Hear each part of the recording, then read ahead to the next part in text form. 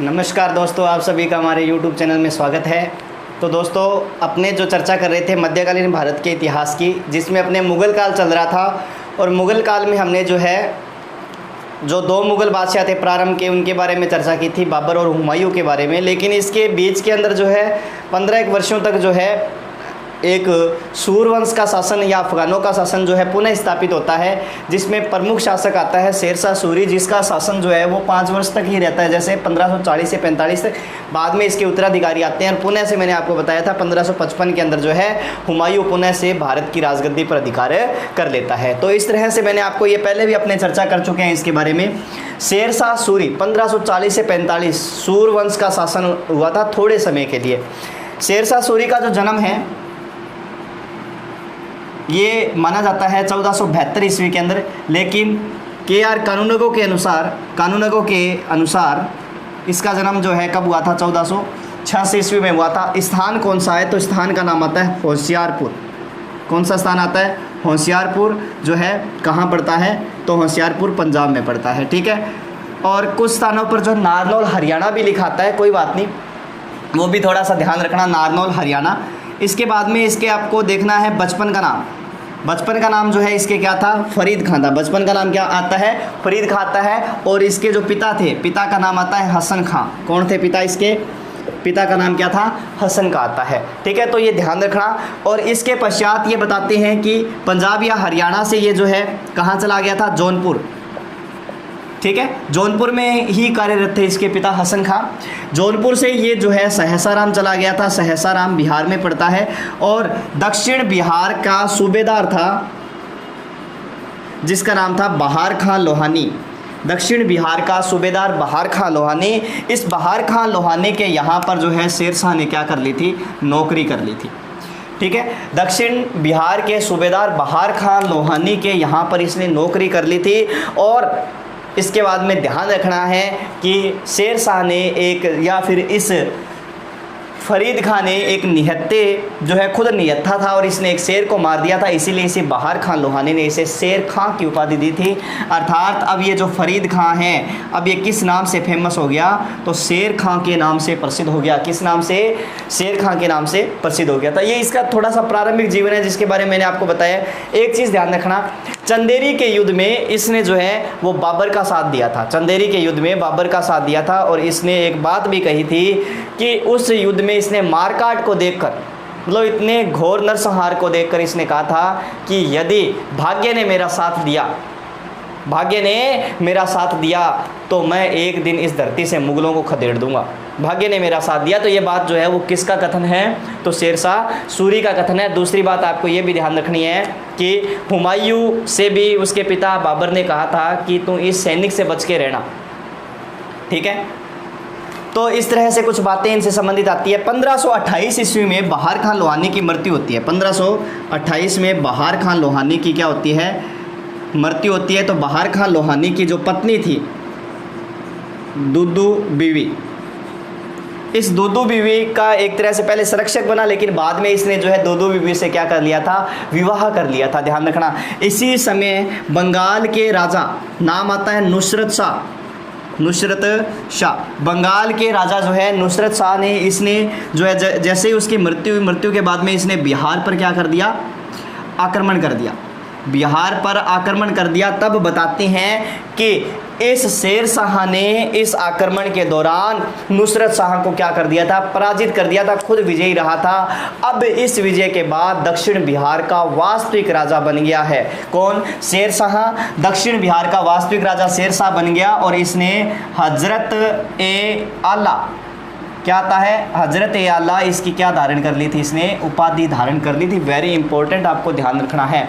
हजरत-ए-आला की उपाधि धारण कर ली थी। दोबारा सुन लीजिए। शेरशाह सूरी, प्रारंभिक बात मैंने बता दी, जन्म 1472, कानूनगो के अनुसार 1486, होशियारपुर पंजाब। बचपन का नाम फरीद खां, पिता हसन खां। जौनपुर यहाँ से ये जौनपुर चले आए थे। ठीक है, इसके बाद वे सहसाराम दक्षिण बिहार के सूबेदार बहार खां लोहानी के यहाँ इसने शेरशाह ने नौकरी कर ली थी। इसके बाद में मैंने आपको बताया इसने एक शेर को मार दिया, इसीलिए इसको शेर खां की उपाधि प्राप्त हुई है। और इसके पश्चात में जब इसकी 1528 में मृत्यु हुई तो इसकी पत्नी दुदु बीवी से इसने क्या कर लिया था, विवाह कर लिया था। अब एक चीज़ आपको यहाँ पर स्वयं ही ध्यान रखनी है, जो मैंने आपको बता ही दिया था कि अब इसका कुछ समय के लिए संघर्ष जो है वो किसके साथ होता है, हुमायूं। अब लड़े हो किंग्स आ गए, हुमायूं से आगे लड़े हो, कौन लड़े हो, शेर शाह सूरी। अब हुमायूं से आगे लड़े हो, जितो भी हुमायूं से आगे लड़े हो बितो सारो आप हुमायूं पढ़ लियो, बिकितो लड़े हो हुमायूं से आगे, ठीक है भी भाई चुनार की घेराबंदी वगैरह बे सारा का सारा पढ़ लिया। लेकिन दो युद्ध में थोड़ा सा था ना और बता दूँ, चौसा का युद्ध कब हुआ था, 1539। और इस युद्ध में मैंने आपको बताया था कि इसने हुमायूं को क्या कर दिया था, पराजित कर दिया था। पराजित करने के बाद में अब ये जो शेर खां है, ये शेर खां किसकी उपाधि धारण कर लेता है, शाह की उपाधि धारण कर लेता है। किस नाम से फेमस हो जाता है, शेर शाह के नाम से, अर्थात सूर्यवंश से संबंधित होने के कारण क्या कहलाया, ये शेर शाह सूरी कहलाया था, तो ध्यान रखना। और दूसरा युद्ध मैंने आपको बताया था कौन सा, बिलग्राम या कन्नौज का युद्ध 1540।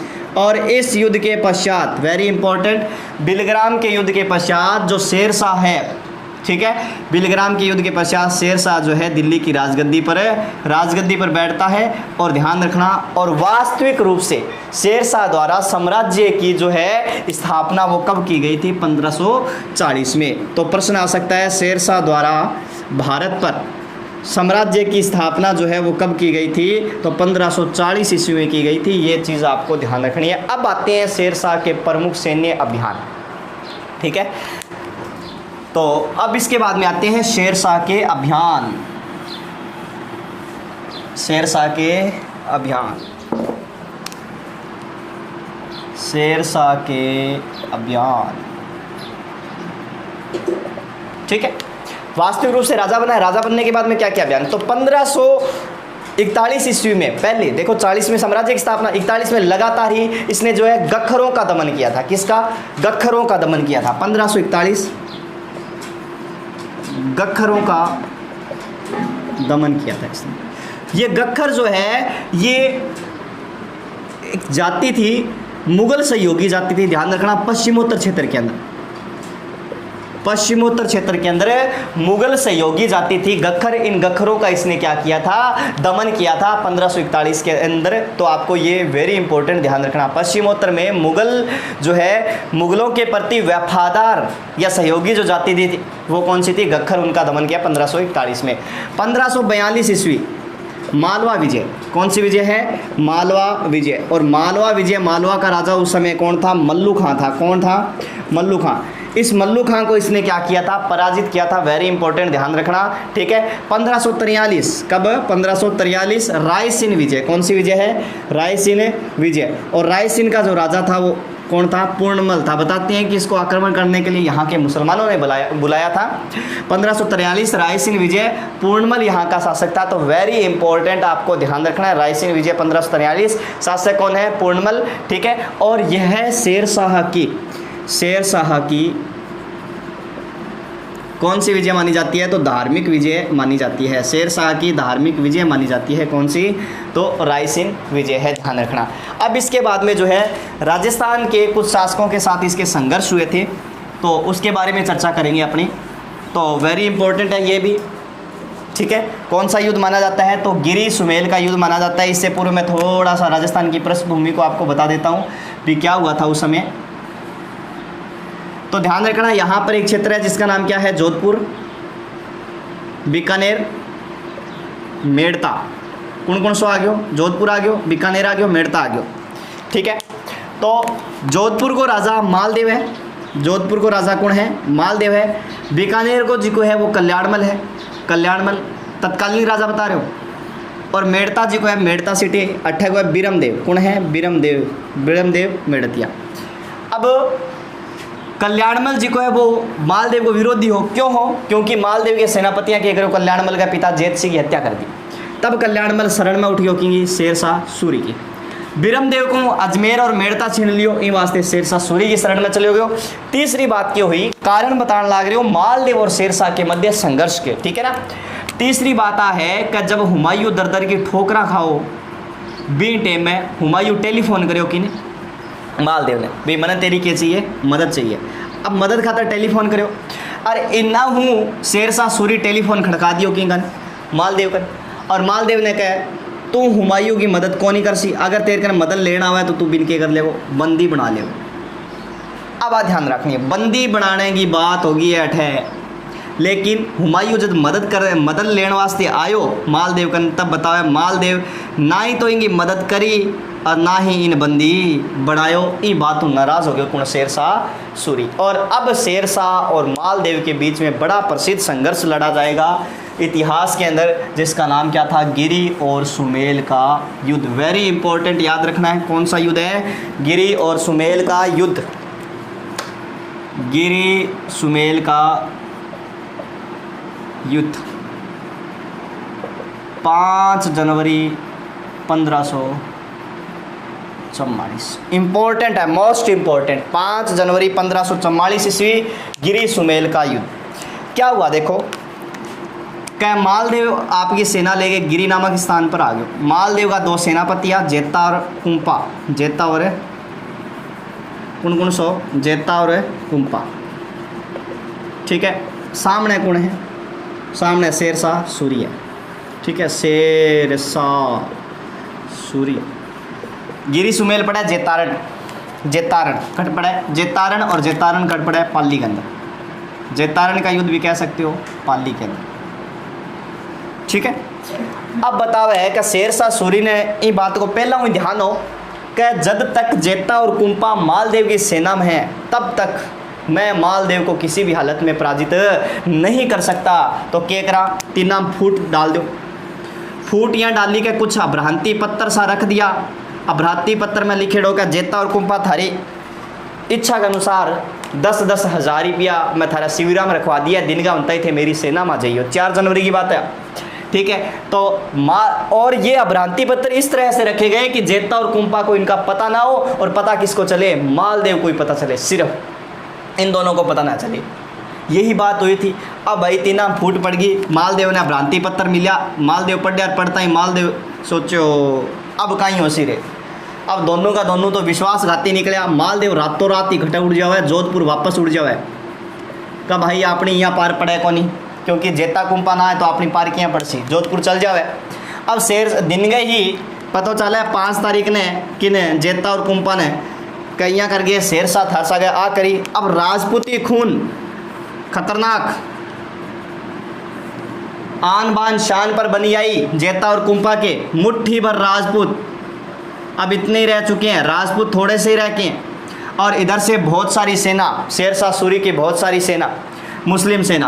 अब भाई राजपूतां को पहलो वार इतो खतरनाक है कि 12 बजे तक शेरशाह सूरी की सेना सल्टा दी। पहलो वार इतो खतरनाक हो, पता नहीं मैं बताया नहीं बाबर में, हमें तो राजपूतों ने ठोका, गेरों में कांदम था।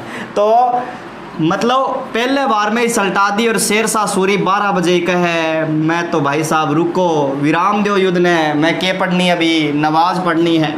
नवाज का कहकर इसने युद्ध को क्या दे दिया, विराम दे दिया। और नवाज में पढ़े देखो कह हे अल्लाह आजाज बचा ले, मुर्गे को नहीं हो। नवाज में पढ़ना है या अल्लाह अकबर या अल्लाह, भाई साहब पढ़ रहे कि हे अल्लाह आजाज बचा ले, मुर्गे को नहीं हो। राजपूताना छोड़, मैं पूरे भारत में ही, भारत की धरती पर ही पैर को रखूं, बस आजाज बचा ले।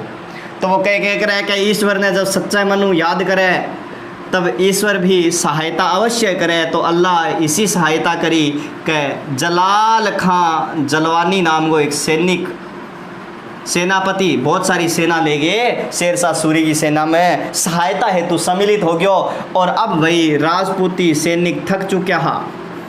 अब आप सरी लड़ाई हुई, लड़ाई बतावे का शेरशाह सूरी जो जेता और कुंपा दोना और आंगी सेना ने के कर दियो, पराजित कर दियो। पराजित करता ही इंगा मुख हूँ एक वाक्य निकलो का एक मुस्त बाजरा हिंदुस्तान बादशाह बर्बाद बुदे हूँ, क्या मुट्ठी भर बाजरे के लिए मैं पूरे हिंदुस्तान की बादशाहत खो देता। तो ऐसे थे वीर राजपूत सपूत उस समय के जेता और कुंपा, ठीक है। और इधर कौन है, शेरशाह सूरी। शेरशाह सूरी ने एक वाक्य और कहा था कि अगर जेता और कुंपा मेरी सेना में होते तो मैं आज भारत का एक छत्र सम्राट होता।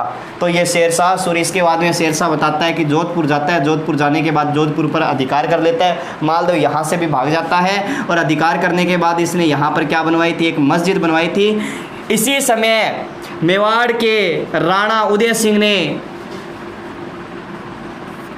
बाकी राजस्थान में डीपली पढ़ना है इसको। मेवाड़ के राणा उदय सिंह ने चित्तौड़ दुर्ग की स्वर्ण कुंजियाँ, दुर्ग की स्वर्ण कुंजियाँ पहले से किसके पास पहुंचा दी थी? तो शेरशाह के पास पहुंचा दी थी। तो आपको ये बात भी ध्यान रखनी है, वेरी इंपॉर्टेंट। तो ये इसके प्रमुख सैन्य अभियान। अब इसका लास्ट सैन्य अभियान है जिसके बारे में अपने को चर्चा करनी है। लास्ट सैन्य अभियान। तो लास्ट वेरी इंपॉर्टेंट है, ध्यान रखना है।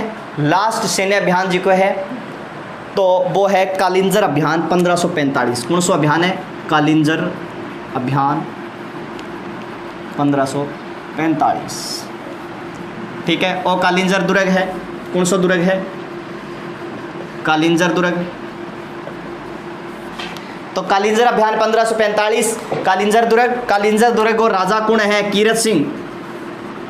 शेरशाह बताओ है का सेना लेके गयो, ठीक है, सेना लेके गयो और बड़ा शानदार हथियार लेके गयो, ठीक है।